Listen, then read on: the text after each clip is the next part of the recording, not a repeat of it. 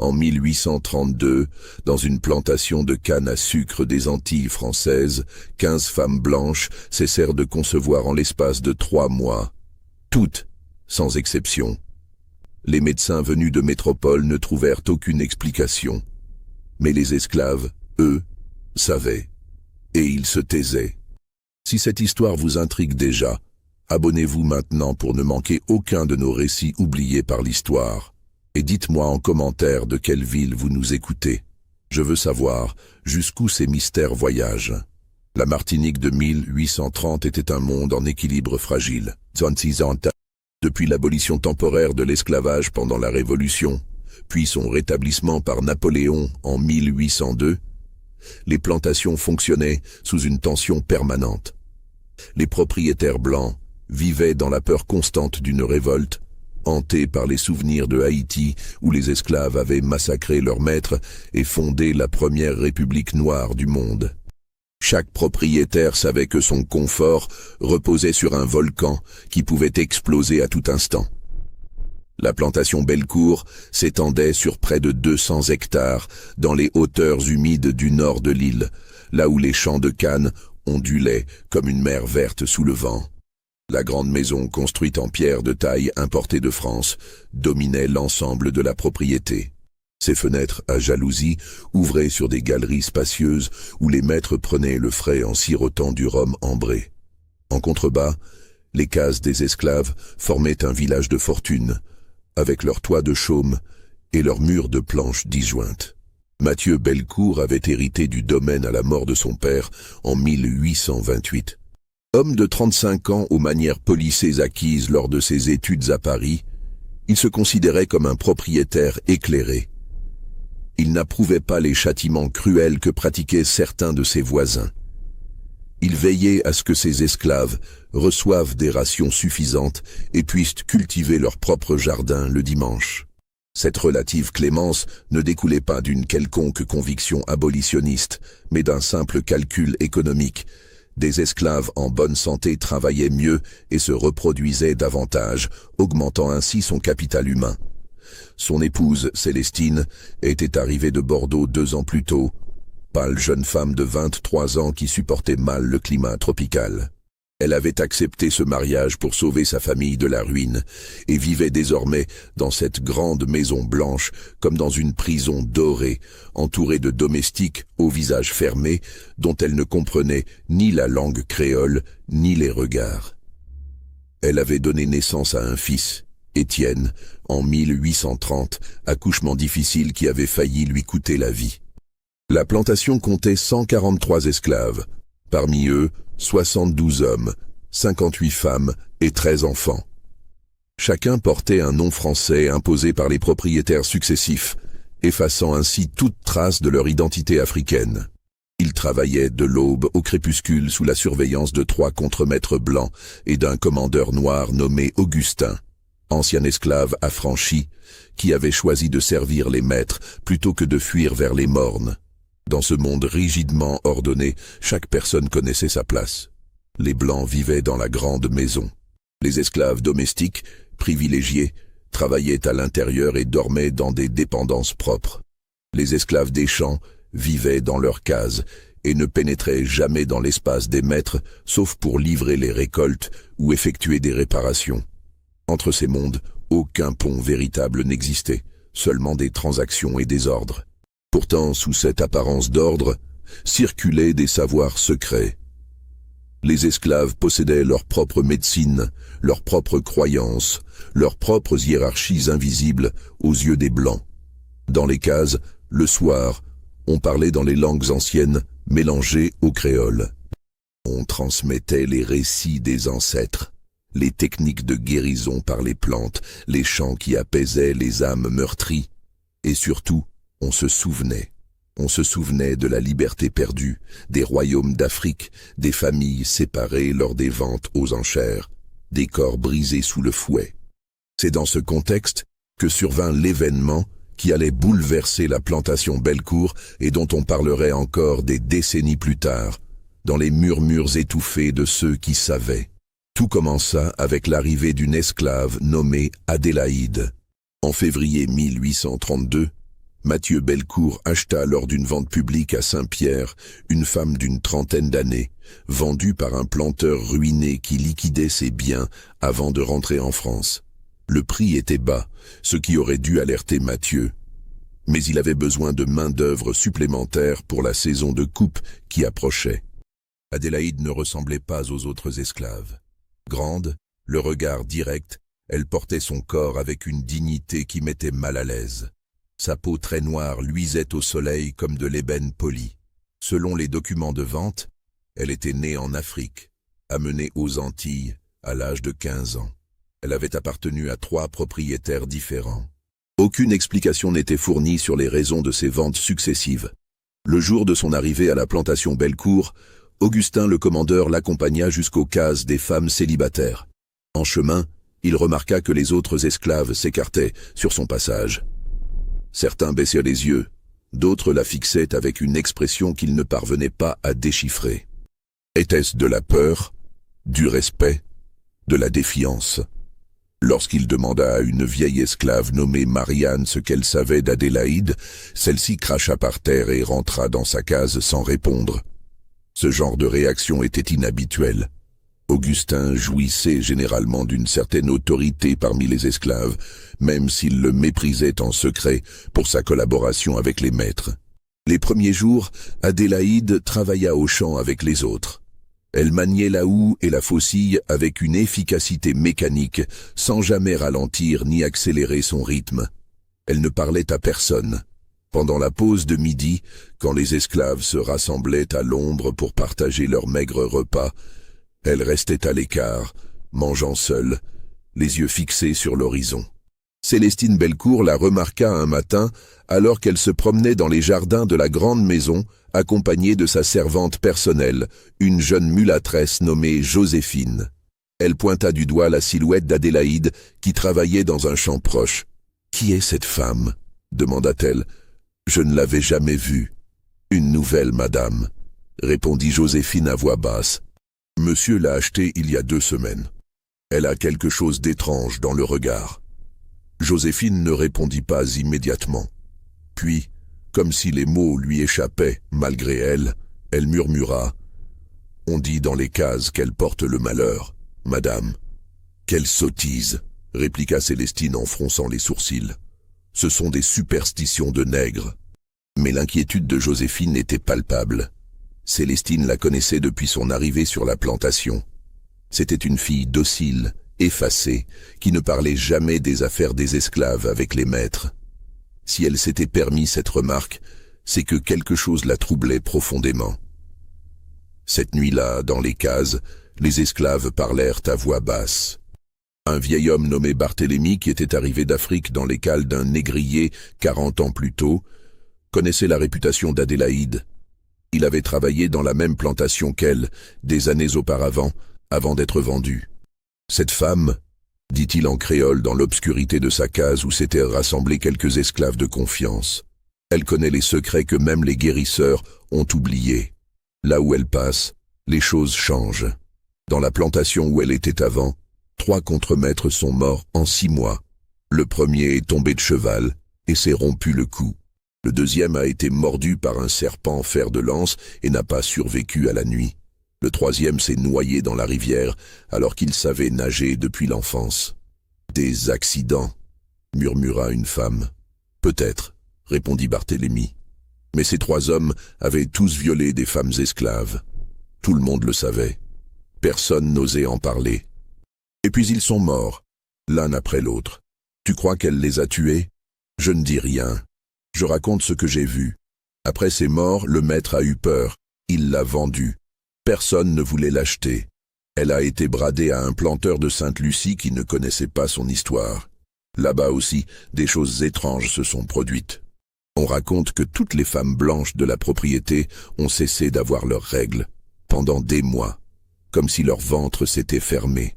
Le médecin n'y comprenait rien. Puis Adélaïde a été revendue, et tout est redevenu normal. Un silence lourd suivit ces paroles. Quelqu'un demanda « Et maintenant elle est ici, pourquoi ?» Barthélemy haussa les épaules. « Seule elle le sait. Mais je vous préviens tous, ne la contrariez pas. Ne lui parlez pas si elle ne vous parle pas. Et surtout, ne la dénoncez jamais au maître, quoi qu'il arrive. » Ces avertissements circulèrent rapidement parmi les esclaves.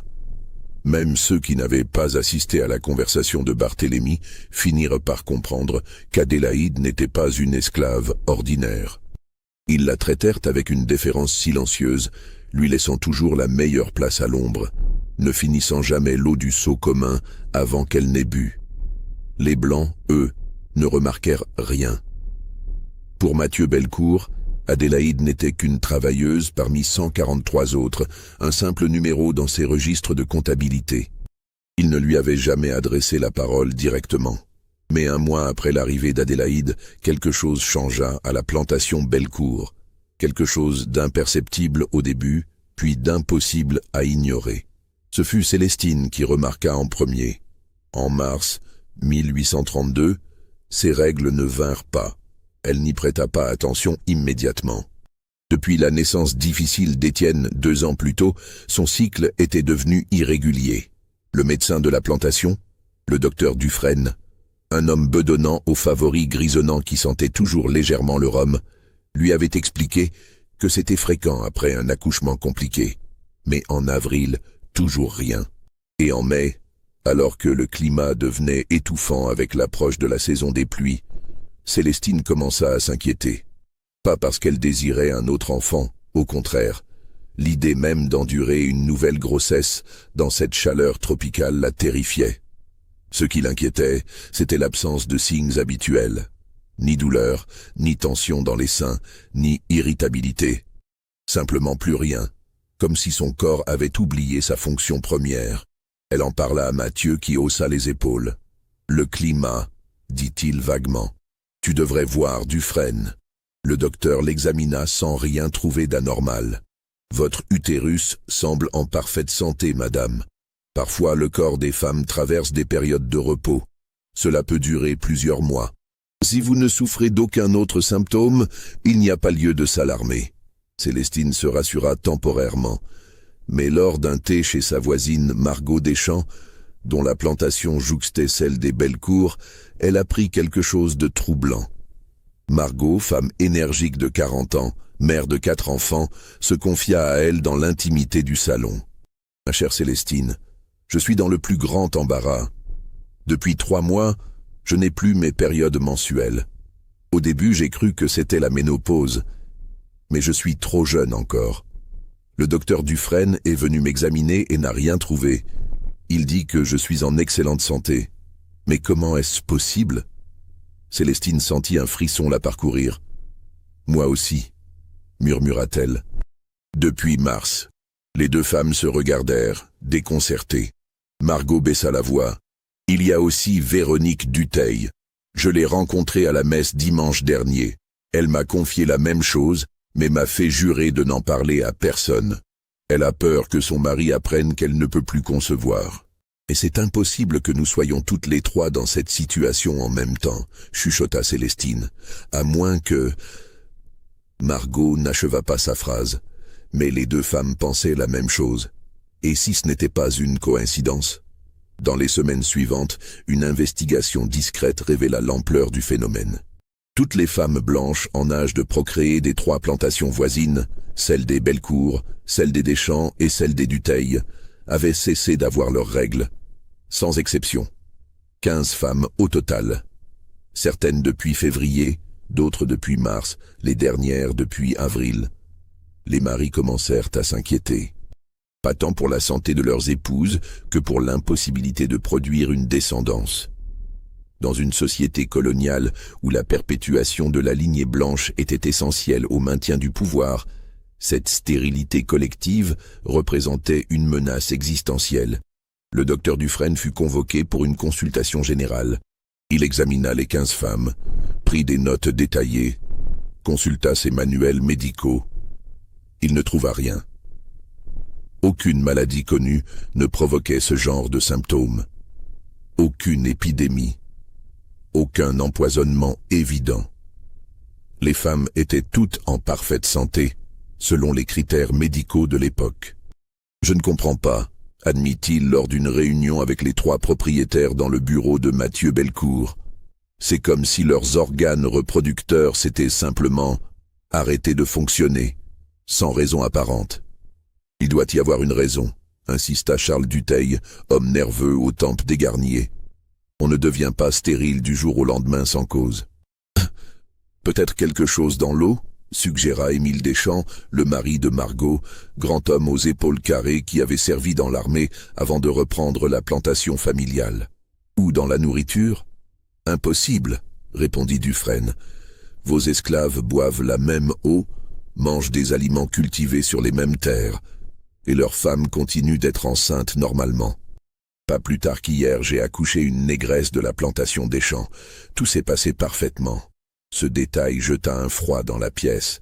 Les femmes esclaves continuaient de concevoir. Seules les blanches étaient touchées. C'est impossible, murmura Mathieu. Ça n'a aucun sens médical. Et pourtant c'est la réalité, dit Dufresne en refermant sa sacoche. Messieurs, je dois vous avouer mon impuissance. Je n'ai jamais rien vu de tel dans toute ma carrière. Je vais écrire à mes confrères de métropole pour leur demander conseil, mais cela prendra des mois avant de recevoir une réponse. Après le départ du médecin, les 3 hommes restèrent silencieux. Puis Charles Dutheil se leva brusquement et se mit à faire les 100 pas. « Et si ce n'était pas naturel ?» dit-il d'une voix tendue. « Que voulez-vous dire ?»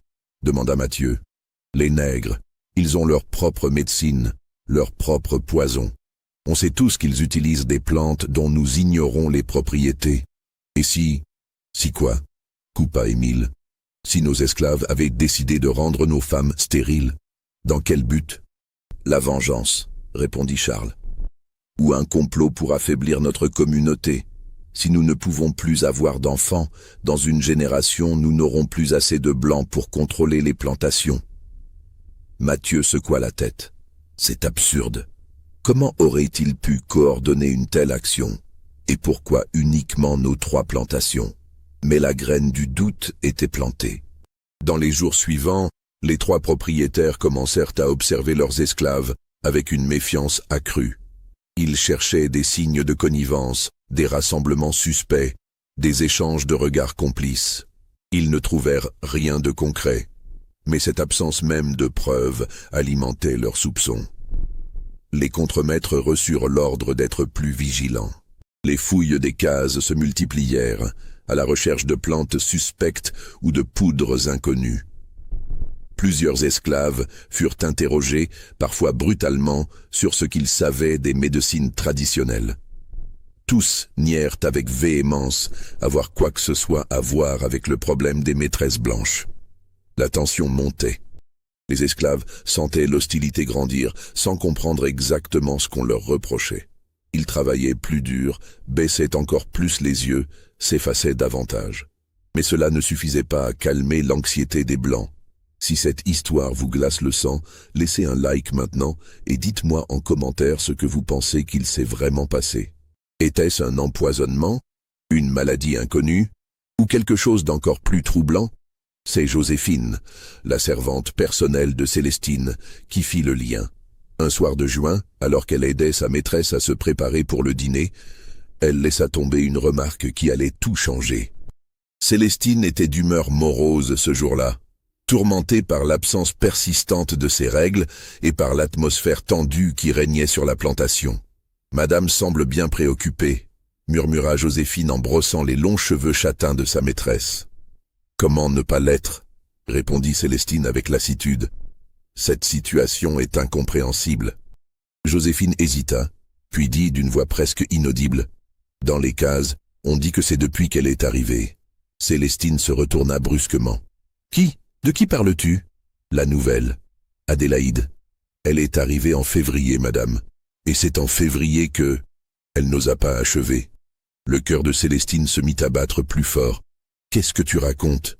Comment cette femme pourrait-elle avoir un rapport avec notre situation? » « Je ne sais pas, madame. Je ne fais que répéter ce qui se dit. Les vieux esclaves affirment qu'elle porte le malheur, qu'elle connaît des secrets interdits, qu'elle a déjà fait la même chose ailleurs. » « La même chose, tu veux dire ?» Joséphine acquiesça, terrifiée d'en avoir trop dit. Dans une autre plantation, toutes les femmes blanches sont devenues stériles, puis elle est partie et tout est redevenu normal. Célestine resta pétrifiée. Une partie d'elle-même rejetait immédiatement cette idée comme une superstition ridicule.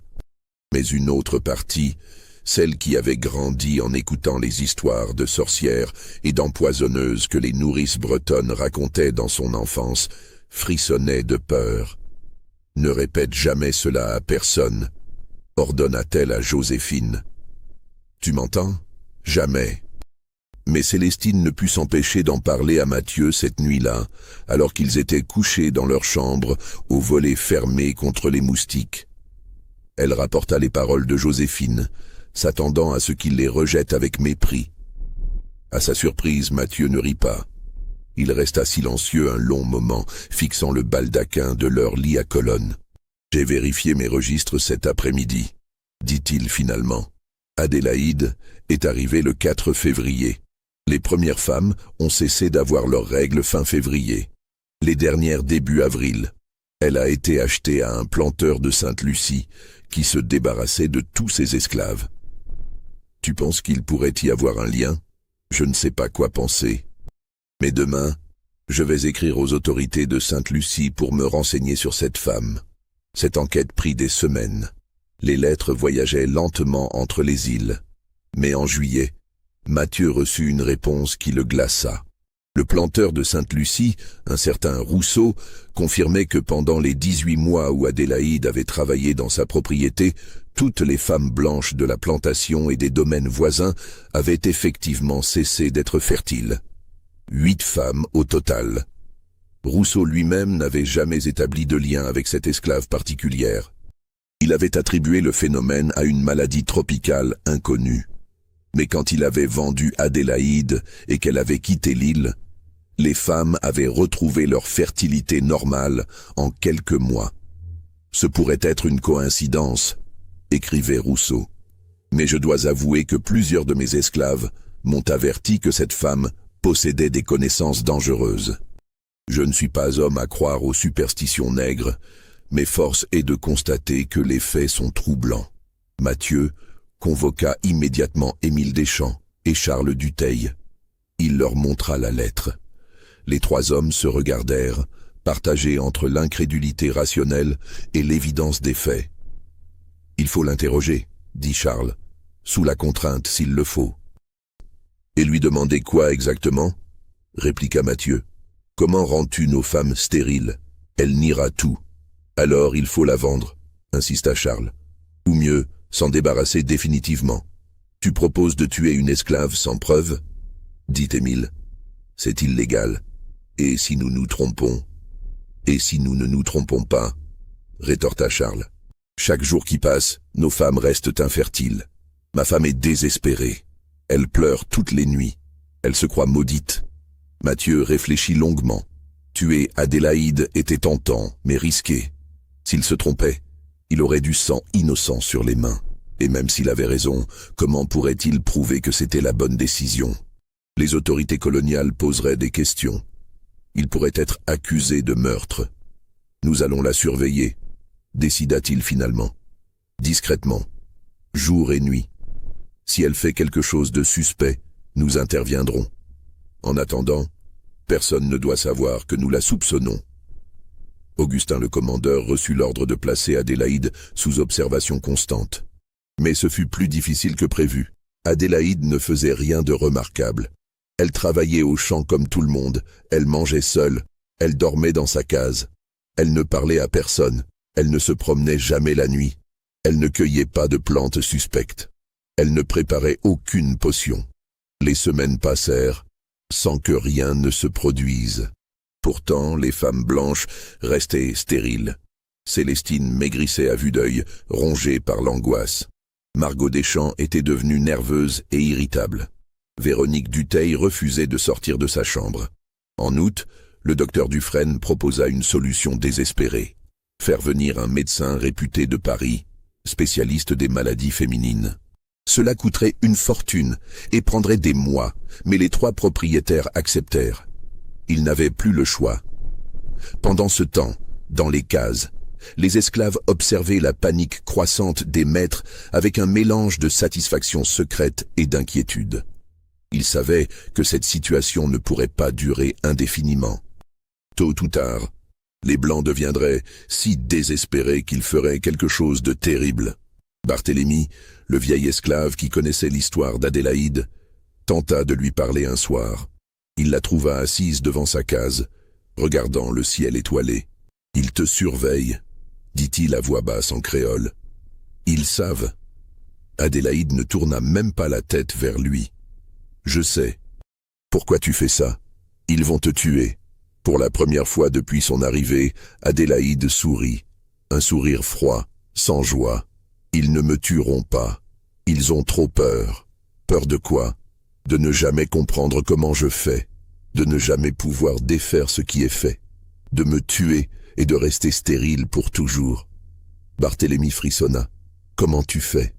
Adélaïde le regarda enfin. Ses yeux brillaient dans l'obscurité. « Tu veux vraiment savoir ?» Il hésita, puis secoua la tête. « Non, je veux juste survivre. Alors oublie-moi, ne me parle plus jamais. Et dis aux autres de faire pareil. » Barthélemy s'éloigna, le cœur battant. Il comprenait maintenant qu'Adélaïde n'était pas simplement une empoisonneuse ou une sorcière.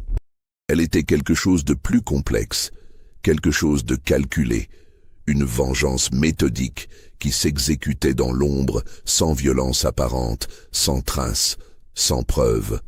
En septembre 1832, la situation devint intenable. Le médecin de Paris n'arriverait pas avant novembre au plus tôt. Les femmes blanches, désormais privées de leur cycle menstruel depuis 7 mois pour certaines, commençaient à développer d'autres symptômes. Pas des symptômes physiques, le docteur Dufresne continuait de les trouver en parfaite santé. Mais des symptômes psychologiques. Célestine ne dormait presque plus. Elle passait ses journées prostrée dans sa chambre, convaincue qu'elle était punie par Dieu pour quelque faute inconnue. Margot Deschamps avait développé une obsession pour les prières et passait des heures agenouillée dans la petite chapelle de sa plantation. Véronique Dutheil avait tenté de se jeter d'une fenêtre et était maintenant surveillée en permanence par 2 domestiques. Les maris, impuissants devant la détresse de leurs épouses, devenaient de plus en plus nerveux et colériques. Charles Dutheil avait fait fouetter 3 esclaves pour des fautes mineures, chose qu'il ne faisait jamais auparavant. Émile Deschamps buvait plus que de raison et passait ses soirées à ruminer des théories de complot de plus en plus délirantes. Mathieu, lui, restait enfermé dans son bureau, relisant sans cesse la lettre de Rousseau, cherchant une solution qui ne venait pas. Ce fut à cette période qu'un événement étrange se produisit. Une nuit, Augustin le commandeur fut réveillé par des chants. Des voix basses, rythmées, qui provenaient du quartier des Cases. Il sortit, pistolet à la main, et s'approcha prudemment. Ce qu'il vit le stupéfia. Devant la case d'Adélaïde, une quinzaine d'esclaves étaient rassemblés en cercle. Des femmes principalement, mais aussi quelques hommes âgés. Ils chantaient dans une langue qu'Augustin ne comprenait pas, une langue africaine ancienne que même la plupart des esclaves nés aux Antilles ne parlaient plus. Au centre du cercle, Adélaïde était debout, immobile, les bras légèrement écartés du corps. Elle ne chantait pas. Elle semblait en transe, les yeux mi-clos, respirant lentement. Augustin savait qu'il devrait intervenir. Les rassemblements nocturnes étaient strictement interdits. Mais quelque chose le retint.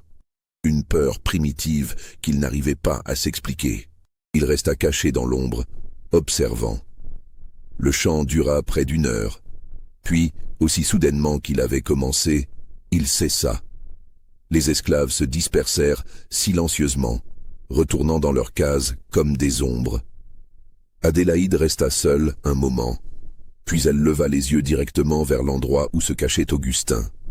Elle ne pouvait pas le voir dans l'obscurité, c'était impossible, et pourtant elle le regardait avec une précision inquiétante. Puis elle sourit et rentra dans sa case. Augustin attendit que son cœur cesse de battre la chamade avant de retourner chez lui. Il ne dit rien à personne de ce qu'il avait vu. Pas par loyauté envers les esclaves, mais parce qu'il ne savait pas comment l'expliquer. Comment décrire ce sentiment de puissance qui émanait de cette femme? Comment mettre des mots sur cette certitude irrationnelle qu'il avait ressentie, qu'elle était intouchable, que toute tentative de lui nuire se retournerait contre celui qui l'entreprendrait? Mais quelqu'un d'autre avait observé la scène. Joséphine, la servante de Célestine, était sortie cette nuit-là pour chercher de l'eau fraîche pour sa maîtresse qui ne pouvait pas dormir. Elle avait vu le rassemblement de loin. Elle n'avait pas osé s'approcher, mais elle avait entendu les chants et reconnu Adélaïde au centre du cercle. Le lendemain matin, terrifiée et ne sachant que faire, elle raconta tout à Célestine. La réaction de Célestine fut immédiate. Elle convoqua Mathieu et lui rapporta les paroles de Joséphine. Cette fois, Mathieu ne tergiversa pas. Il fit immédiatement chercher Charles et Émile. Les trois hommes se réunirent dans le bureau, portes et fenêtres fermées, malgré la chaleur étouffante. « C'est une preuve », dit Charles avec satisfaction amère. « Des rassemblements nocturnes, des chants païens. C'est interdit par la loi. Nous avons tous les droits de la punir. »« Punir n'est pas suffisant, » répliqua Émile. « Il faut qu'elle parte, qu'elle quitte l'île. Si elle est vraiment responsable de ce qui arrive à nos femmes, son départ devrait tout arranger. Et si elle refuse de partir, demanda Mathieu, alors nous la forcerons. » Mathieu réfléchit. Vendre Adélaïde à un planteur d'une autre île était techniquement possible, mais qui voudrait l'acheter si sa réputation la précédait? Rousseau avait réussi à s'en débarrasser parce que Mathieu ne connaissait pas son histoire. Mais maintenant, avec les questions que Mathieu avait posées, toute la communauté des planteurs des Antilles françaises serait bientôt au courant. « Il y a une autre solution, » dit Charles à voix basse. « Une solution définitive. » Un silence lourd tomba. Les trois hommes se comprenaient sans avoir besoin de prononcer le mot. Tuer Adélaïde, discrètement. Un accident de travail, une noyade, une morsure de serpent. Les morts d'esclaves n'étaient pas rares et rarement investiguées en profondeur. Mathieu sentit son estomac se nouer. Il n'était pas un assassin. Il se considérait comme un homme civilisé, éduqué à Paris, lecteur de Voltaire et de Rousseau. L'idée de faire tuer une femme, même une esclave, même pour sauver sa propre épouse, le révulsait. Mais quand il rentra à la grande maison et vit Célestine assise dans le noir de leur chambre, tremblante, les yeux cernés, murmurant des prières incohérentes, quelque chose se brisa en lui. « Faites-le », dit-il aux deux autres le soir même, mais discrètement et sans cruauté, je ne veux pas qu'elle souffre. Le plan fut établi pour le lendemain. Adélaïde travaillait souvent près de la rivière qui bordait la plantation, là où les cannes étaient irriguées. Elle allait parfois remplir des seaux d'eau pour les autres travailleurs. Il serait facile de la faire basculer dans le courant rapide. Un accident. Personne ne poserait de questions. Mais cette nuit-là, quelque chose d'inattendu se produisit. Mathieu fit un rêve. Un rêve si vivide qu'il se réveilla en sueur, le cœur battant à tout rompre. Dans ce rêve, il avait vu Adélaïde debout au milieu de sa chambre, le regardant avec ses yeux noirs, impénétrables. Elle ne disait rien. Elle se contentait de le regarder. Et dans ce regard, il lisait une question silencieuse. « Êtes-vous vraiment prêt à devenir un meurtrier pour retrouver ce qui vous a été pris ?»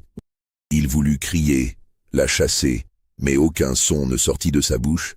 Et puis Adélaïde tendit lentement la main vers Célestine qui dormait à côté de lui, sans la toucher, juste en passant sa main au-dessus du corps de sa femme, de la tête aux pieds, comme une bénédiction inverse.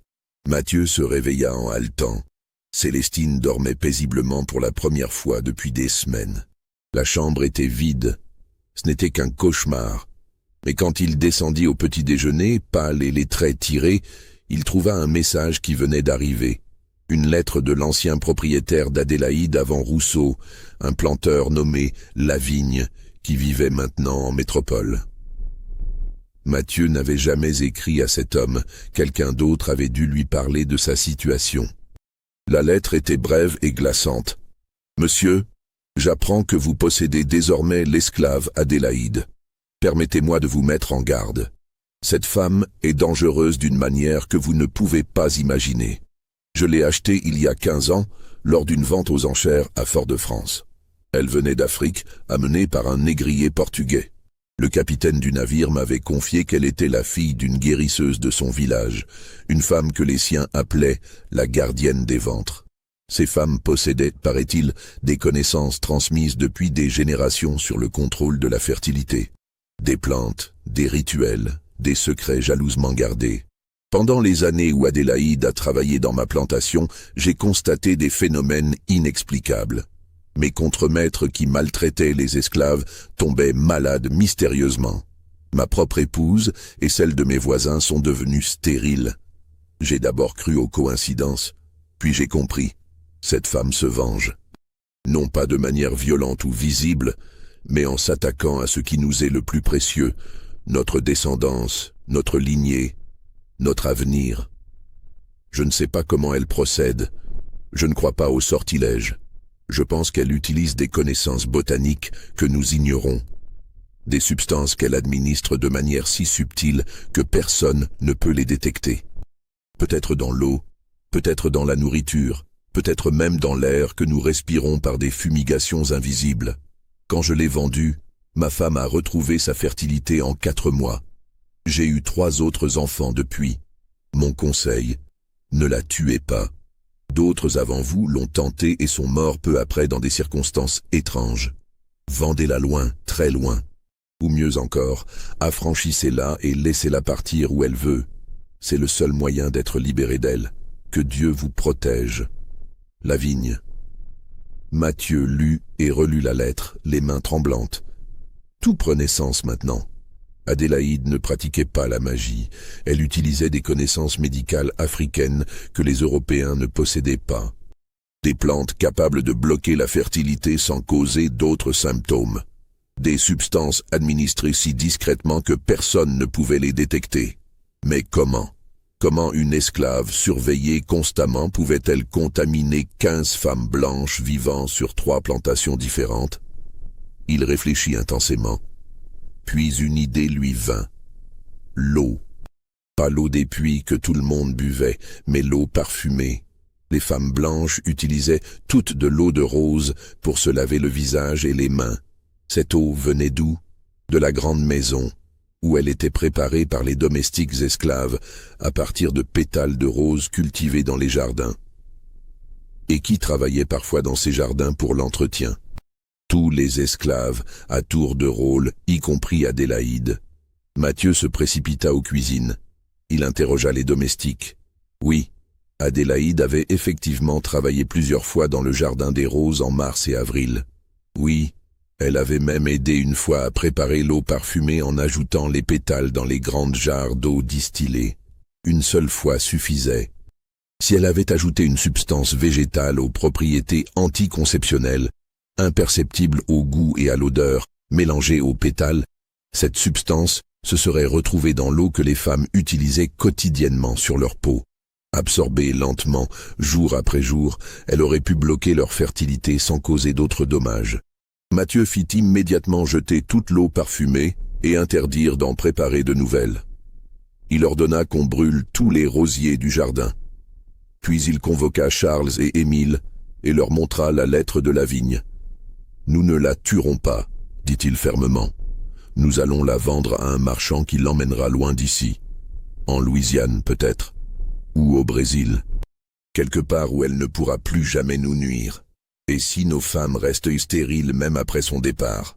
demanda Charles, la voix pleine d'amertume. « Alors nous saurons que nous avons attendu trop longtemps. Mais je ne serai pas un assassin, pas même pour cela. » Le départ d'Adélaïde fut organisé pour la semaine suivante. Un marchand d'esclaves de Fort-de-France accepta de l'acheter sans poser trop de questions, moyennant un prix dérisoire. Il devait l'emmener en Louisiane où un planteur cherchait de la main-d'œuvre pour ses champs de coton. La veille du départ, Mathieu prit une décision qui surprit tout le monde. Il voulait parler à Adélaïde. Face à face, seul à seul, Célestine le supplia de n'en rien faire. « Cette femme est dangereuse. Elle t'a déjà fait du mal sans que tu t'en rendes compte. Pourquoi risquer de l'approcher? Parce que je dois comprendre, répondit Mathieu. Je dois savoir pourquoi. Pourquoi nous? Qu'est-ce que nous lui avons fait? Il la fit venir dans son bureau en fin d'après-midi, quand les esclaves avaient terminé leur travail.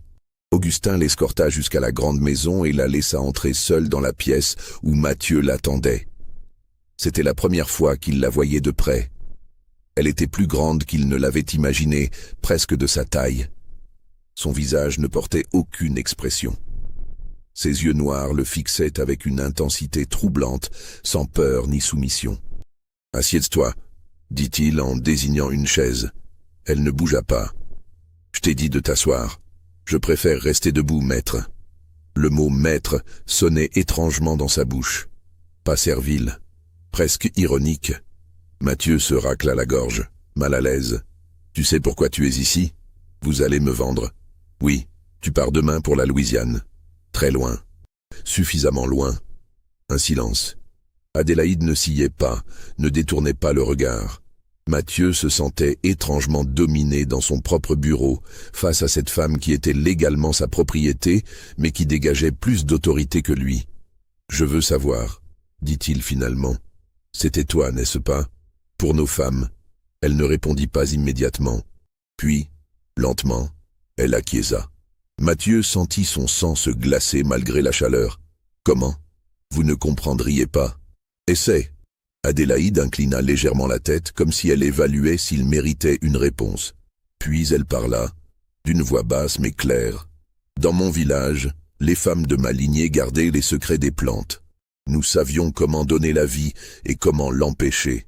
Nous protégions les femmes qui ne voulaient pas d'enfants, qui étaient trop jeunes, trop faibles, ou qui avaient déjà trop d'enfants. Nous étions respectés, craintes aussi parfois, mais respectés. » Continue. Quand les négriers sont venus, ils ont tué ma mère devant moi. Elle avait tenté de se battre. J'avais 15 ans. Ils m'ont enchaîné dans la cale d'un navire avec 100 autres personnes. Beaucoup sont morts pendant la traversée. Moi, j'ai survécu, parce que je voulais survivre, parce que je savais que je porterais un jour le savoir de ma mère vers ceux qui nous avaient arrachés à notre terre. Mathieu écoutait, fasciné et horrifié à la fois. « Pendant 17 ans, continua Adélaïde, j'ai travaillé dans vos plantations. J'ai été battu, violé, vendu comme du bétail. J'ai vu des enfants arrachés à leur mère et vendus avant qu'ils sachent marcher. J'ai vu des hommes fouettés à mort pour avoir levé les yeux vers un blanc. J'ai vu des femmes se jeter dans les rivières pour échapper à la vie que vous leur imposiez. » Sa voix restait calme, presque douce, mais chaque mot portait un poids terrible. « Et pendant tout ce temps, j'ai observé, j'ai appris, j'ai cherché les plantes de cette terre qui ressemblaient à celles de mon pays. J'ai fait des essais, j'ai mémorisé les effets, j'ai perfectionné mes mélanges. Et puis j'ai décidé de vous rendre ce que vous nous aviez pris. »« Quoi ?» murmura Mathieu. « L'avenir. » Le silence qui suivit fut assourdissant. Mathieu comprenait maintenant l'ampleur de ce qu'il affrontait. Ce n'était pas une vengeance impulsive ou une rébellion désespérée. C'était une guerre méthodique, patiente, invisible.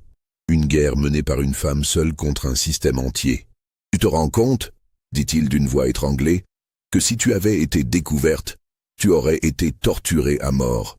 Je le sais, et tu as pris ce risque quand même. Je n'avais rien à perdre, maître. Rien qui puisse m'être enlevé qui ne l'ait déjà été.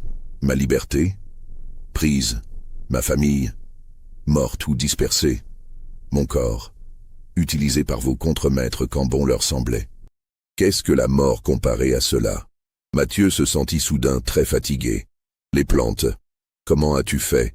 Adélaïde hésita, puis sourit légèrement. « Vous avez déjà compris une partie. L'eau parfumée. Mais ce n'était que le début. Il y a aussi la fumée de certaines plantes que je brûlais la nuit près des fenêtres ouvertes de vos grandes maisons. Le vent portait la fumée à l'intérieur pendant que vous dormiez. Il y a les racines séchées que je mélangeais à la farine de manioc qui servait à faire le pain de vos cuisines. Il y a le pollen de certaines fleurs que je dispersais sur les chemins où vos femmes se promenaient. Tout cela, ensemble, mois après mois, imprégnait leur corps d'une médecine que vous ne connaissez pas. Une médecine qui ferme les ventres sans tuer, qui empêche la vie sans détruire la santé. » Mathieu la fixa abasourdi. C'est d'une sophistication incroyable. Ma mère était une femme savante, maître, et moi j'ai eu 17 ans pour perfectionner ce qu'elle m'avait enseigné. Mais pourquoi ? Demanda-t-il avec désespoir. Pourquoi cette cruauté ? Ces femmes ne t'ont rien fait personnellement. Pour la première fois, quelque chose bougea dans les yeux d'Adélaïde. Une émotion brève, violente, aussitôt réprimée. Ces femmes, dit-elle lentement, portent les enfants qui deviendront les maîtres de demain. Les maîtres qui achèteront mes enfants si j'en avais. Les maîtresses qui regarderont mes filles avec mépris. Vous voulez savoir pourquoi ? Parce qu'à chaque fois qu'une de vos femmes pleure de ne pas pouvoir concevoir, je pense à toutes les femmes esclaves dont on a vendu les enfants avant qu'ils aient 6 ans. À chaque fois que vous vous désespérez de votre lignée interrompue, je pense aux lignées africaines brisées par vos navires négriers. Vous m'appelez cruel ? Regardez autour de vous, maître. Regardez ce que vous êtes. Le silence qui suivit fut insoutenable. Mathieu voulut répondre, se défendre, expliquer que lui-même n'avait jamais voulu de l'esclavage, qu'il était né dans ce système, qu'il essayait d'être un bon maître. Mais les mots mouraient dans sa gorge. Parce qu'au fond, il savait qu'elle avait raison. Tout le confort de sa vie, toute sa richesse, tout son pouvoir reposait sur la souffrance de personnes comme elle. « Tu pars demain », dit-il finalement, la voix brisée. « Le marchand t'emmènera en Louisiane. Là-bas, tu recommenceras, dans une nouvelle plantation, avec de nouveaux maîtres. Je sais. Et tu recommenceras la même chose ?» Adélaïde ne répondit pas. Mais son silence était éloquent. « Mes femmes, dit Mathieu, elles guériront. Quand tu seras parti ? Peut-être, si vous arrêtez d'utiliser tout ce qui vient des jardins que j'ai touchés, si vous brûlez tous les stocks de farine et de provisions préparés ces derniers mois, si vous aérez les maisons et lavez les tissus. Dans 4 à 6 mois, les effets devraient se dissiper. Leurs corps se souviendront de ce qu'ils doivent faire. 4 à 6 mois. Répéta Mathieu amèrement. Une vie entière d'angoisse pour elle. Une vie entière d'esclavage pour nous. Mathieu se leva, incapable de soutenir plus longtemps ce regard implacable. Va-t'en, retourne aux cases.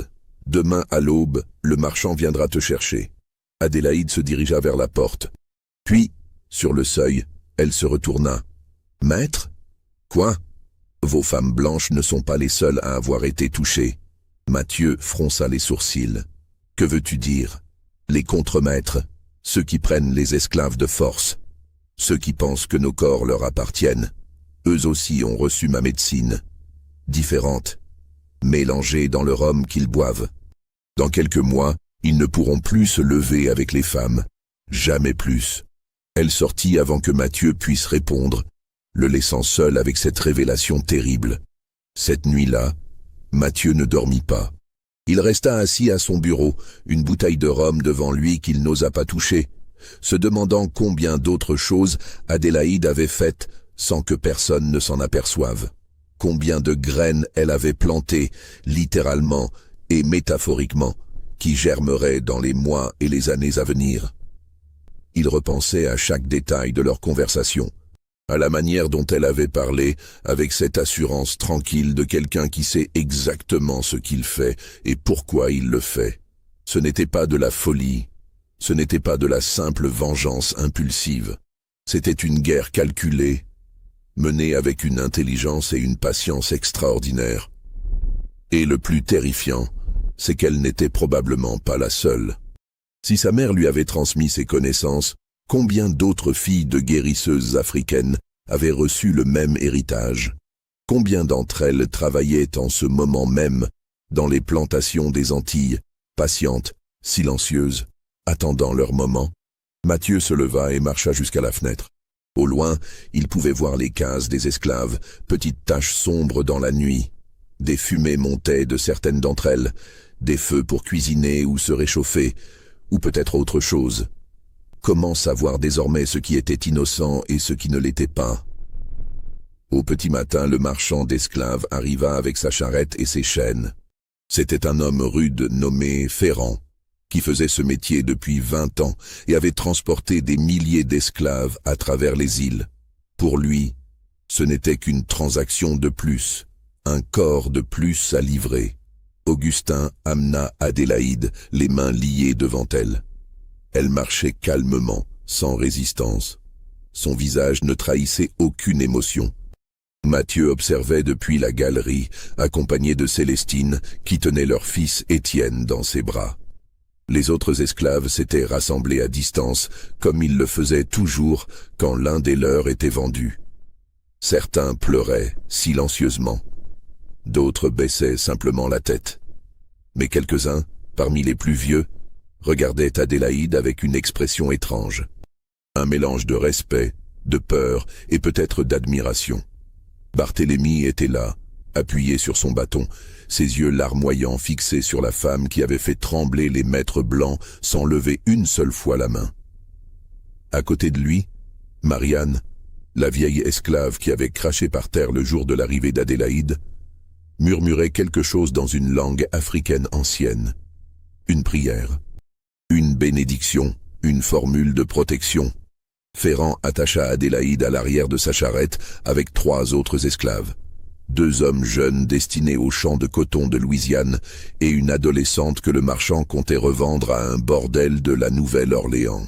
Tous avaient les yeux baissés, brisés par l'acceptation de leur sort. Tous, sauf Adélaïde. Au moment où la charrette allait partir, elle leva les yeux vers la grande maison. Son regard croisa celui de Mathieu. Et pendant une fraction de seconde, Mathieu vit quelque chose dans ce regard qui le glaça jusqu'aux os. Ce n'était pas de la haine, ce n'était pas de la colère. C'était quelque chose de bien plus profond et de plus dangereux. Une certitude absolue. La certitude que le temps jouait en sa faveur, que l'histoire finirait par lui donner raison. Puis la charrette s'ébranla, ses roues grinçant sur le chemin poussiéreux, et Adélaïde disparut dans le virage, emportant avec elle ses secrets et sa vengeance inachevée. Célestine serra plus fort leur fils contre elle. « C'est fini, » murmura-t-elle. « Elle est partie, nous sommes sauvés. » Mathieu ne répondit pas. Il n'était pas du tout certain qu'il soit sauvé. Les semaines qui suivirent le départ d'Adélaïde furent marquées par une attente anxieuse, mêlée d'une activité frénétique. Mathieu fit exactement ce qu'elle avait conseillé, même s'il ne révéla jamais à personne la source de ses instructions. Il ordonna de brûler tous les rosiers des jardins, geste incompréhensible pour les domestiques qui avaient mis des années à les cultiver. Joséphine pleura en voyant les flammes consumer les buissons fleuris qu'elle entretenait avec tant de soin. Il fit jeter toutes les réserves de farine, d'épices et de provisions stockées. Les domestiques protestèrent timidement. Ces provisions représentaient des mois de travail et beaucoup d'argent. Mais Mathieu resta inflexible. Tout devait partir. Il fit même vider les barils de rhum entreposés dans les caves, aux grandes dames des contremaîtres qui considéraient leur ration quotidienne comme un droit acquis. Il fit laver tous les tissus de la grande maison, changer tous les matelas, aérer chaque pièce pendant des jours entiers malgré la chaleur étouffante. Les domestiques le crurent devenu fou, obsédé par une hygiène soudaine et inexplicable. Certains murmuraient que le maître avait perdu la raison. Célestine suivit ses instructions sans poser de questions. Elle était trop désespérée pour argumenter. Si son mari pensait que ces mesures drastiques pouvaient l'aider à retrouver sa fertilité, elle était prête à tout accepter. Margot Deschamps et Véronique Dutheil reçurent des lettres de Mathieu, leur expliquant vaguement qu'un médecin consultant de métropole lui avait recommandé un protocole de purification des maisons pour traiter leurs conditions. Les 2 femmes, tout aussi désespérées, suivirent les mêmes procédures dans leur propre plantation. Les 3 propriétaires masculins se voyaient régulièrement maintenant, réunis par leurs secrets communs. Ils ne parlaient jamais ouvertement d'Adélaïde devant leurs contremaîtres ou leurs domestiques, mais entre eux, dans l'intimité des bureaux aux portes verrouillées, ils ne cessaient d'y penser.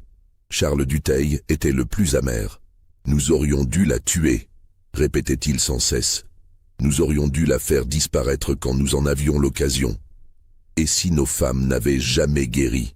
répondait Émile Deschamps. « Nous aurions vécu le reste de notre vie en nous demandant si nous avions tué la seule personne qui aurait pu défaire ce qu'elle avait fait. Elle nous a joué, » constatait Mathieu avec une amertume froide. Du début à la fin. Elle savait exactement comment nous manipuler. Le docteur Dufresne, qui n'avait toujours rien compris à la situation réelle, continuait ses visites hebdomadaires. Il constatait que les femmes allaient mieux psychologiquement. Elles dormaient davantage, elles mangeaient normalement, elles ne pleuraient plus sans raison. Mais toujours aucun signe de retour de leur cycle menstruel. « Impatience, messieurs », répétait-il avec une assurance qui sonnait de plus en plus faux. La médecine n'est pas une science exacte. Le corps féminin est un mystère que même nous, hommes de science, ne comprenons qu'imparfaitement. En octobre, un mois après le départ d'Adélaïde, rien n'avait changé. Les femmes étaient toujours stériles. Mathieu commença à se demander si elle ne leur avait pas menti. Si peut-être les effets de sa médecine étaient permanents. Si leur lignée blanche s'éteindrait effectivement avec cette génération. Cette pensée le hantait. La nuit, il se réveillait en sueur, imaginant un futur où les plantations seraient reprises par des métis, où l'ordre colonial s'effondrerait, où la vengeance d'Adélaïde s'étendrait bien au-delà de leurs 3 propriétés pour englober toute la société blanche des Antilles. Mais en novembre, 3 mois après le départ d'Adélaïde, quelque chose changea. Ce fut Margot Deschamps qui le remarqua en premier. Un matin, elle se réveilla avec une sensation familière qu'elle n'avait pas ressentie depuis 9 mois. Des crampes légères dans le bas-ventre, une tension dans les reins. Elle n'osa pas y croire immédiatement. Elle passa la matinée dans une anxiété tremblante, vérifiant sans cesse, se demandant si son esprit ne lui jouait pas des tours. Mais le lendemain, le saignement commença. Léger d'abord, puis plus abondant. Pour la première fois depuis février, son corps fonctionnait à nouveau normalement. Elle pleura pendant 1 heure entière, agrippée à son mari qui ne comprenait pas vraiment pourquoi la réapparition de quelque chose d'aussi banal provoquait une telle émotion. Mais pour Margot, c'était comme ressusciter, comme retrouver une partie d'elle-même qu'elle croyait perdue à jamais. Elle envoya immédiatement des messages à Célestine et Véronique. Les 2 femmes vinrent la voir le jour même, traversant les chemins boueux de la saison des pluies, avec une hâte inhabituelle. Elles s'enfermèrent dans le salon de Margot et parlèrent pendant des heures, partageant leurs espoirs et leurs peurs. En décembre, ce fut le tour de Véronique, puis de 2 autres femmes des plantations voisines. En janvier 1833, Célestine pleura de soulagement quand elle constata que son propre cycle avait repris. Elle avait attendu 4 mois depuis le départ d'Adélaïde, 4 mois d'angoisse et de prière. Une à une, les 15 femmes qui avaient été touchées guérirent. Certaines plus rapidement, d'autres plus lentement, mais toutes finirent par retrouver leur fertilité. Le protocole de purification des maisons avait fonctionné. Ou peut-être simplement, le temps et l'éloignement d'Adélaïde avaient-ils suffi. En mars 1833, 6 mois après le départ d'Adélaïde, Véronique Dutheil annonça qu'elle était enceinte. Charles pleura de joie, le seul moment de faiblesse que ses esclaves le virent jamais montrer. En mai, ce fut le tour de 2 autres femmes. En septembre, Célestine elle-même découvrit qu'elle attendait un enfant. La vie semblait revenir à la normale. Les plantations fonctionnaient comme avant. Les cannes à sucre étaient coupées, pressées, bouillies. Le rhum était distillé et expédié vers la métropole. Les esclaves travaillaient de l'aube au crépuscule. Les maîtres blancs dînaient sur leurs galeries en discutant du prix du sucre et des dernières nouvelles de Paris. Mais quelque chose avait changé de manière irréversible. Mathieu ne pouvait plus regarder ses esclaves de la même manière. Chaque fois qu'il voyait une femme travailler dans les champs, chaque fois qu'il croisait le regard d'un vieil esclave, il se demandait ce qu'il savait, ce qu'il pensait, ce qu'il planifiait peut-être. Il avait toujours cru comprendre le système de l'esclavage. Les maîtres avaient le pouvoir, les esclaves n'avaient que leur travail à offrir. Les révoltes étaient violentes et facilement réprimées par la force supérieure des Blancs armés. C'était simple, brutal, mais clair. Adélaïde lui avait montré qu'il existait un autre type de résistance. Une résistance invisible, patiente, sophistiquée. Une résistance qui n'utilisait pas les armes mais les connaissances. qui ne cherchait pas à tuer les maîtres, mais à les affaiblir, à les terroriser, à leur faire comprendre que leur pouvoir n'était pas aussi absolu qu'ils le croyaient. Et le plus terrifiant, c'est qu'elle avait réussi. Pendant des mois, une seule femme esclave avait paralysé 3 plantations, terrorisé 15 familles blanches, fait trembler des hommes qui se croyaient tout-puissants. Sans violence, sans trace, sans que personne ne puisse vraiment prouver quoi que ce soit. Les contremaîtres, eux, découvrirent la vérité de la 2e malédiction d'Adélaïde au cours des mois suivants. Le premier à s'en rendre compte fut Jacques Lebrun, le contremaître en chef de la plantation Bellecour.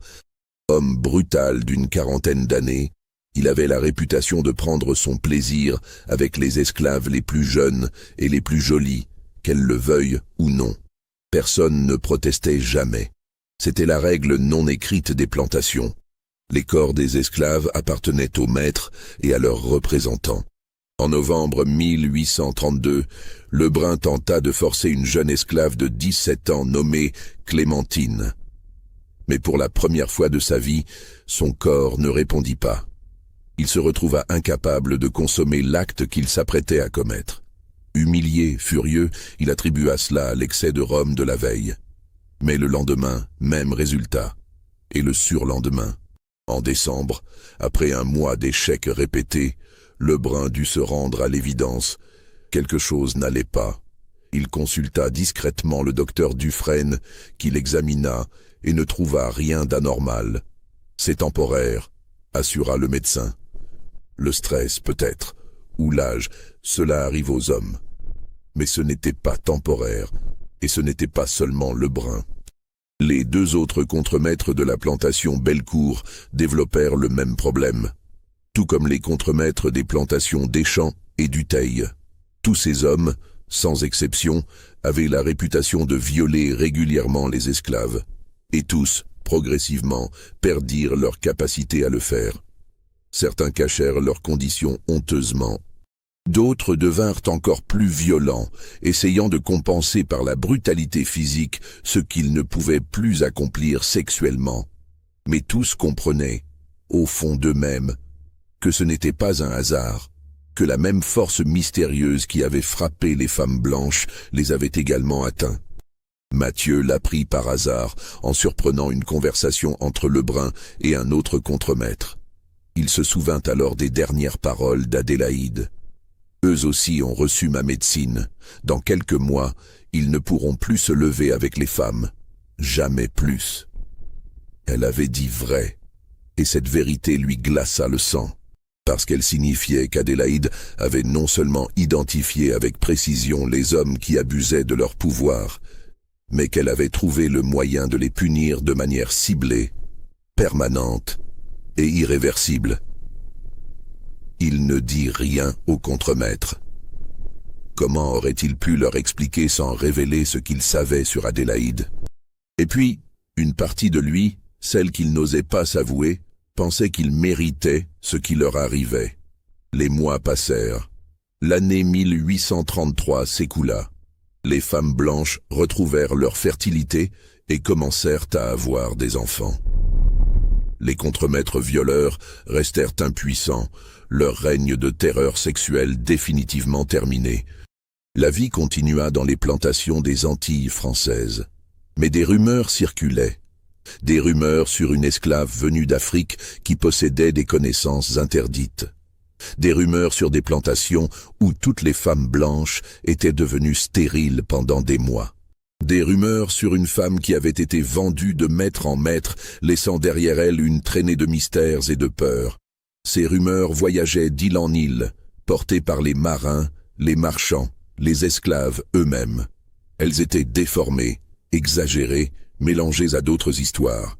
Certains disaient qu'Adélaïde était une sorcière. D'autres qu'elle était possédée par des esprits africains. D'autres encore qu'elle était simplement une empoisonneuse très habile. Mais parmi les esclaves, ces rumeurs prenaient une couleur différente. Elles devenaient des légendes d'espoir.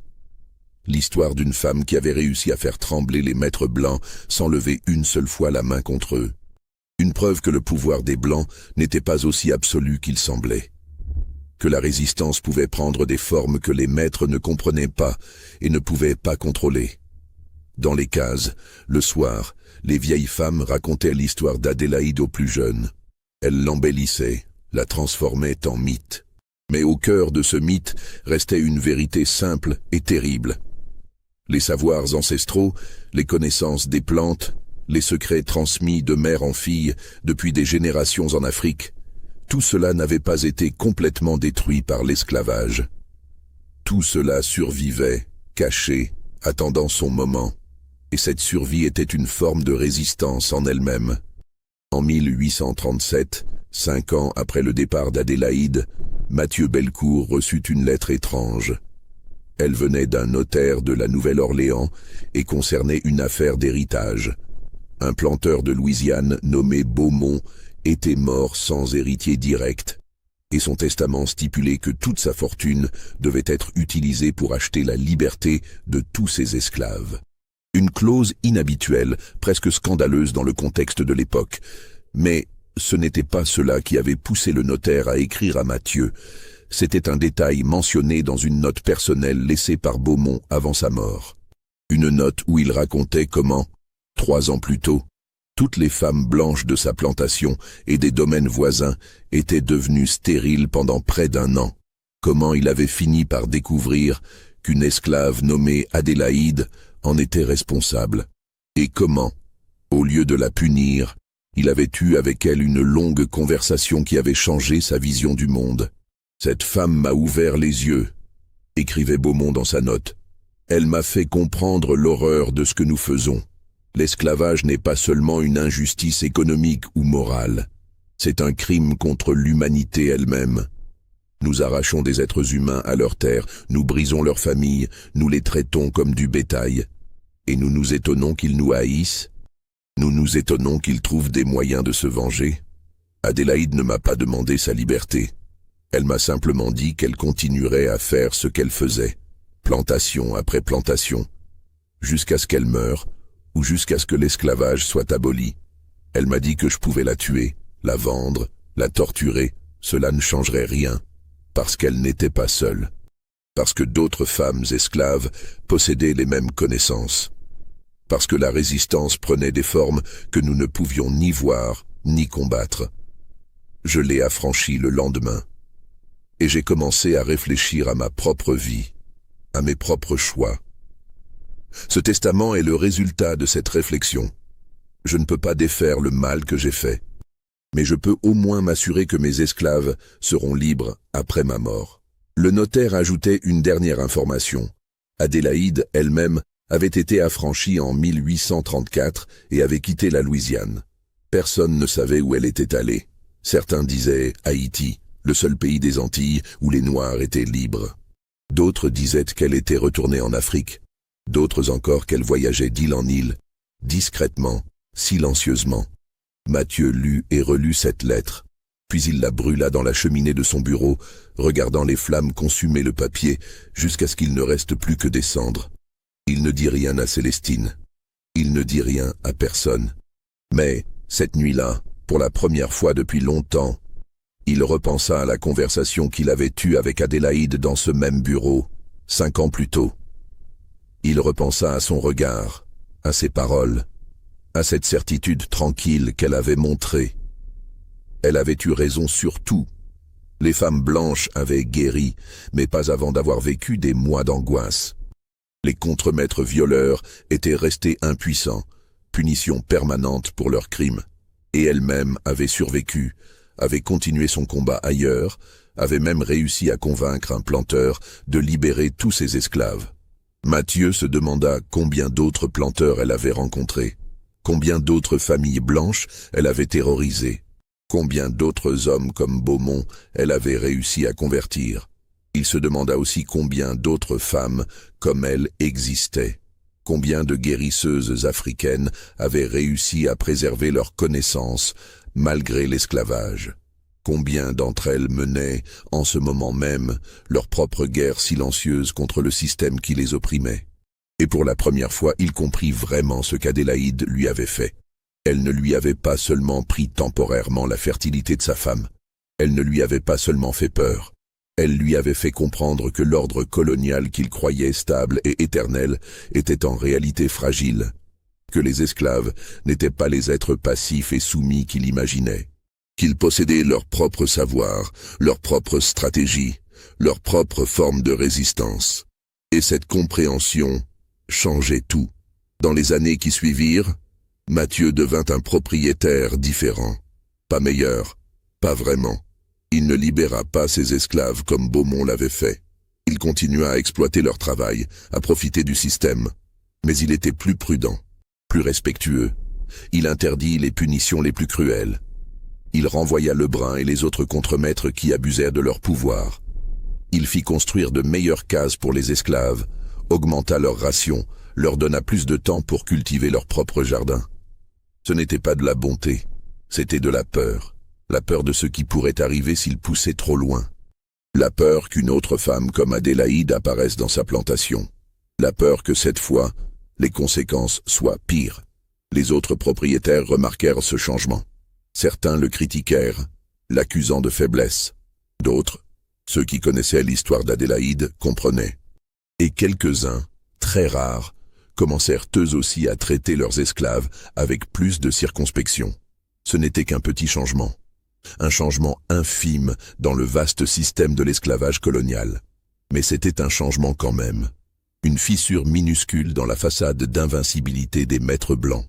Une preuve que même le pouvoir le plus absolu en apparence pouvait être ébranlé par la connaissance, la patience et la détermination d'une seule personne. En 1848, 16 ans après le départ d'Adélaïde de la Martinique, l'esclavage fut définitivement aboli dans toutes les colonies françaises. Mathieu, désormais âgé de 51 ans, assista à la proclamation sans vraiment savoir ce qu'il ressentait. Du soulagement peut-être, ou simplement de la résignation face à l'inévitable. Ce jour-là, dans la grande maison devenue étrangement silencieuse après le départ des anciens esclaves qui étaient maintenant libres de partir, Mathieu repensa une dernière fois à Adélaïde.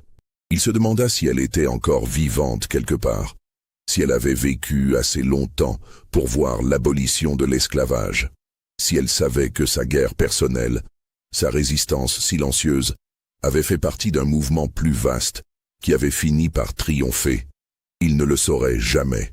Mais dans les communautés noires des Antilles, dans les quartiers créoles de la Nouvelle-Orléans, dans les villages côtiers d'Haïti, l'histoire d'Adélaïde continuait de circuler, embellissée, transformée, mythifiée, mais jamais complètement oubliée. On racontait l'histoire de la gardienne des ventres, cette femme qui avait le pouvoir de donner la vie ou de l'empêcher. On racontait comment elle avait vengé toutes les mères esclaves dont les enfants avaient été vendus, comment elle avait puni les maîtres cruels sans verser une goutte de sang, comment elle avait prouvé que les anciens savoirs africains n'avaient pas été détruits par l'esclavage, qu'ils survivaient dans le secret, transmis de génération en génération. Ces histoires servaient d'avertissement aux anciens maîtres. Nous n'avons pas été aussi impuissants que vous le pensiez. Et elles servaient d'inspiration aux descendants d'esclaves. La résistance prend 1000 formes, et parfois les plus efficaces sont celles qui ne se voient pas. Aujourd'hui encore, dans certains villages des Antilles, les vieilles femmes racontent cette histoire aux plus jeunes. Elles ne savent plus vraiment ce qui est vrai et ce qui a été inventé au fil des années. Elles ne savent pas si Adélaïde a réellement existé ou si elle n'est qu'une légende, une synthèse de plusieurs femmes courageuses dont les noms ont été oubliés. Mais au fond, cela n'a pas vraiment d'importance, parce que l'essence de l'histoire est vraie. Il y a eu des femmes esclaves qui possédaient des connaissances botaniques et médicales que leurs maîtres ne comprenaient pas. Il y a eu des actes de résistance silencieuses, invisibles, impossibles à prouver mais terriblement efficaces. Il y a eu des moments où le pouvoir absolu des maîtres a été ébranlé par l'intelligence et la détermination de ceux qu'ils croyaient avoir totalement soumis. Et il y a eu, quelque part entre le mythe et la réalité, une femme nommée Adélaïde qui a choisi de se battre non pas avec des armes, mais avec les secrets transmis par sa mère. Une femme qui a compris que la vraie vengeance n'était pas de tuer les oppresseurs, mais de leur faire comprendre que leur pouvoir avait des limites. Que même réduits en esclavage, même dépossédés de tout, les êtres humains conservent une forme de pouvoir. Le pouvoir de savoir ce que leurs oppresseurs ignorent. Cette histoire vous a glacé le sang. Vous vous demandez si tout cela s'est vraiment passé? Laissez un commentaire avec vos réflexions. Abonnez-vous pour découvrir d'autres mystères oubliés de l'histoire. Et partagez cette histoire avec ceux qui aiment les récits sombres où la vérité et la légende se confondent. Parce qu'au final, la question n'est peut-être pas de savoir si Adélaïde a réellement existé. La question est de savoir pourquoi son histoire continue de résonner aujourd'hui, presque 2 siècles plus tard.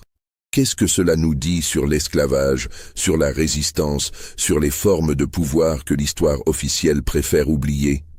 Ces questions n'ont pas de réponse simple, mais elles méritent d'être posées, encore et encore, pour que jamais nous n'oublions ce qui s'est réellement passé dans ces plantations des Antilles, derrière les façades blanches des grandes maisons coloniales. Pour que jamais nous n'oublions qu'il y a toujours eu des Adélaïdes. Des femmes et des hommes qui ont refusé d'accepter leurs conditions, qui ont trouvé des moyens de résister, même quand toute résistance semblait impossible, qui ont préservé leur savoir, leurs identités, leur humanité, malgré tous les efforts pour les détruire. Et pour que jamais nous ne sous-estimions la force de la connaissance, de la patience et de la détermination face à l'oppression. L'histoire d'Adélaïde, vraie ou légendaire, nous rappelle une vérité fondamentale. Le pouvoir n'est jamais aussi absolu qu'il le paraît. Il y a toujours des fissures, il y a toujours des moyens de résister. Et parfois, une seule personne armée de connaissances et de courage suffit à ébranler tout un système. Est-ce que tout cela s'est vraiment passé? Peut-être pas exactement comme je vous l'ai raconté. Mais quelque chose de semblable s'est certainement produit quelque part dans une plantation des Antilles du 19e siècle. Parce que l'histoire est remplie de ces résistances invisibles, de ces victoires silencieuses dont les documents officiels ne parlent jamais. L'histoire est écrite par les vainqueurs, dit-on. Mais parfois, si on écoute attentivement, on peut entendre les voix de ceux qui ont résisté dans l'ombre. Les voix des Adélaïdes de ce monde. Et ces voix méritent d'être entendues.